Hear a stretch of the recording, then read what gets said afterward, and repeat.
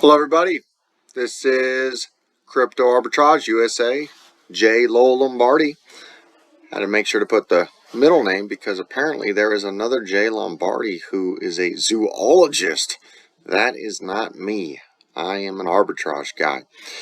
I'm going to share some cases where arbitrage becomes the most profitable. Wow, excuse my spelling. I am a math guy. I am not a fancy PowerPoint person, professional speaker, or speller. So, if you're a math guy, you like engineering, you like numbers, this might be the place for you. If you're tired of losing money in day trading, swing trading, crypto volatility, this is the place for you. If you just want to do arbitrage, safe, this is the place for you.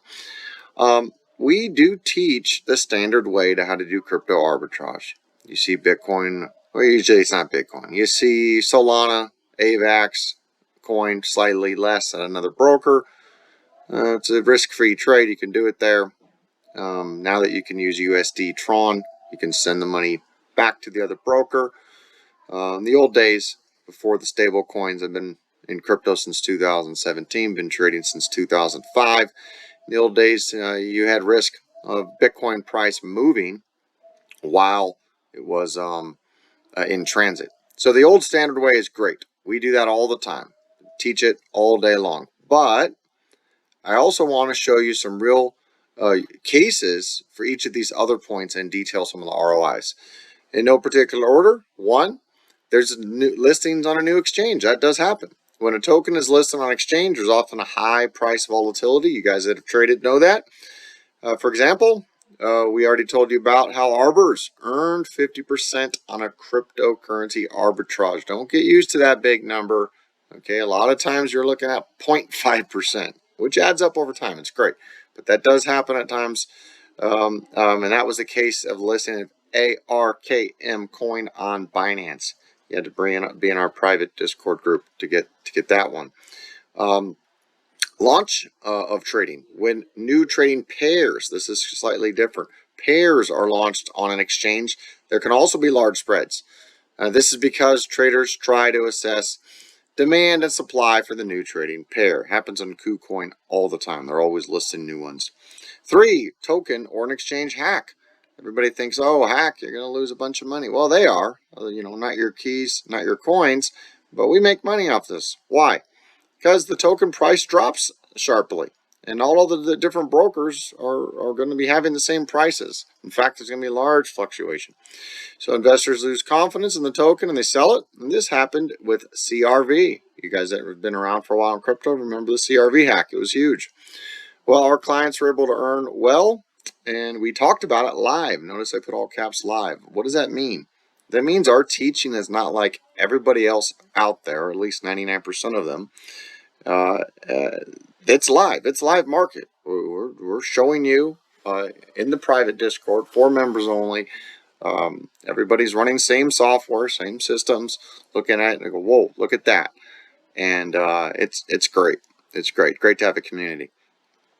4, token migration to another network. When a token migrates to another network, its price may temporarily differ on the exchange that support both networks. Happens all the time. Traders may not have time to move their tokens to the new network, and therefore demand for tokens in the old network may be higher than supply. I saw this in an old NFT game that went out of business called Carbata, and they moved to another network, and prices were different, and able to arb that for a short period of time. But it happens all the time with lots of tokens. Software tracks it all for you. If you were doing all this manually, it'd be very tedious, which actually I did back in 2017 for a while. But with software, oh, so easy, so easy. You just get to set it and forget it. Set your alerts where you want it. How often do you want? You want 3 trades a day? You want 30 trades a day? You want 0.4% on each trade profit? You want 0.6%. It's just great. 5, launch of a new blockchain for the token. When a new blockchain is launched for the token, and it's not too often you get a whole new chain, its price may temporarily differ on exchanges that support both blockchains. Traders may not have time to move their tokens to the new blockchain, therefore demand for tokens in the old blockchain may be higher than supply. Yes, it is. 6. Closure of deposits withdrawals for the coin. In the case of the closure of the deposits withdrawals for the coin, its price may temporarily rise. Traders who want to sell the coin are forced to sell it at a higher price to find buyers. That happened on the multi-token when it had its withdrawal closed. So when that withdrawal closed, a lot of other people were hurt, but arbitrage people were good. 7. Sharp rise of the token on important news. Have you ever missed the spike? And you thought, oh, it's too late now. I missed the spike. It's not going anywhere. It's happened to everybody. Or worse, you've got it at the top of a new move, and then it drops right after you joined, and then you lose money. Well, in the case of a sharp rise of a token on important news, the price most likely temporarily rises, and traders buy more tokens, thinking it's going to go up further. And this happened again with ARKM listing on Binance. The news first appeared in the charts, and then there was an official announcement that followed, and you could have earned by seeing the news in the, once again, member area chat or the Telegram scanner for the keywords. Okay, 8. What do I have on my list? How many are there? 15. Halfway done. 8. High volatility in the market. Most people hate it unless you're an options trader. High volatility in the market. Arbitragers can earn on a price difference between the cryptocurrency and the fiat currencies. Okay, so this is a slightly different way of doing the arbitrage. Explain more to members. 9. Unusual network for deposit withdrawals on some exchanges. If an exchange supports deposit withdrawals of a token, a network that is not supported by another exchange, arbitragers can take advantage of this situation by buying tokens at a low price on an exchange with an unusual network and selling them at a higher price on exchanges with a more common network. Okay, for example, the Rune token, which I like is a good long-term fundamental project. I do give out my fundamental long-term picks too to members. Not a very long list. It's a separate thing though, but that's a free bonus. The Rune token on Bybit in the Rune or the BP, the Beacon network, or other exchanges on the Ether network. Okay, that arbitrage is gone now, but that was one back when that happened. Connections with regional exchanges. This is a more risky one. So, but I'll just share it. Exchanges from different regions may have different prices for the same asset. We already told you about the case with 70% profit on the Cyber token between BitHub and Binance. I think that's on a different video. Also tell you which exchanges to avoid at all costs. There are definitely some avoid lists there. Number 11, low liquidity exchanges. Most people just stay away from them completely and just want to, trade on Coinbase, Kraken, whatnot. But there is a purpose for these low exchange guys. In arbitrage, you can find spreads on low liquidity exchanges where asset prices may be incorrect. For example, on Accident Exchange, where the volume is small, the arbitrage could have been done on Blur for a good $20 to $50 net per order over and over, pretty much all day long until the arb was gone. And so arbitragers, there's a big fundamental debate about them.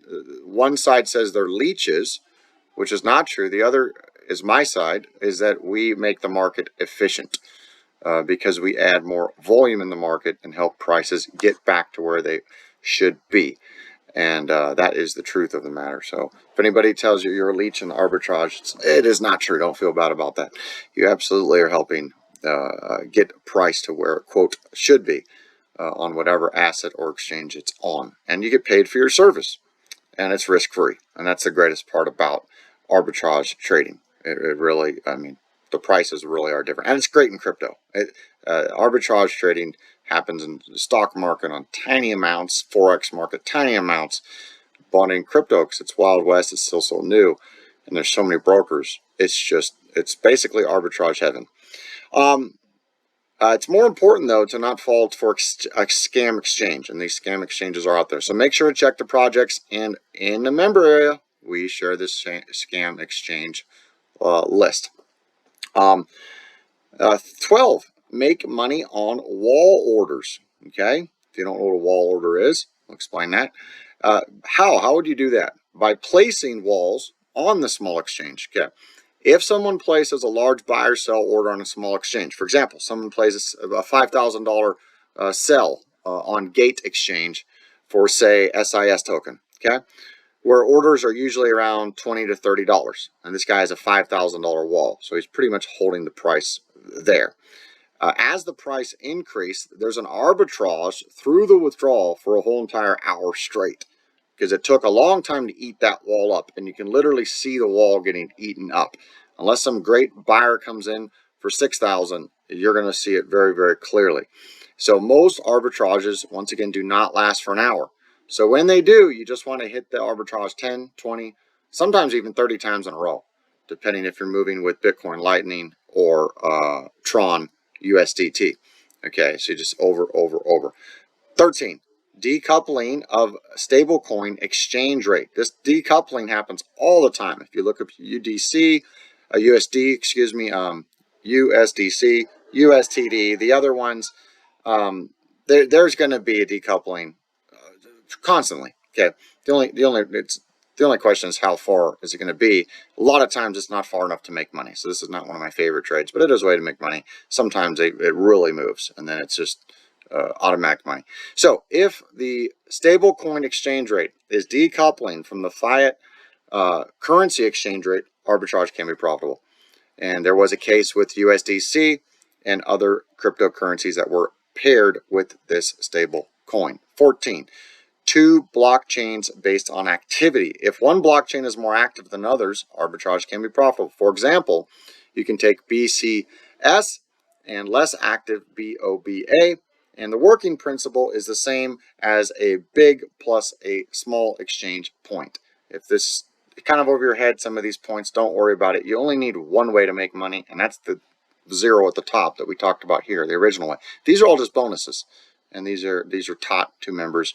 And the more that you increase in knowledge, then the more opportunities that you have.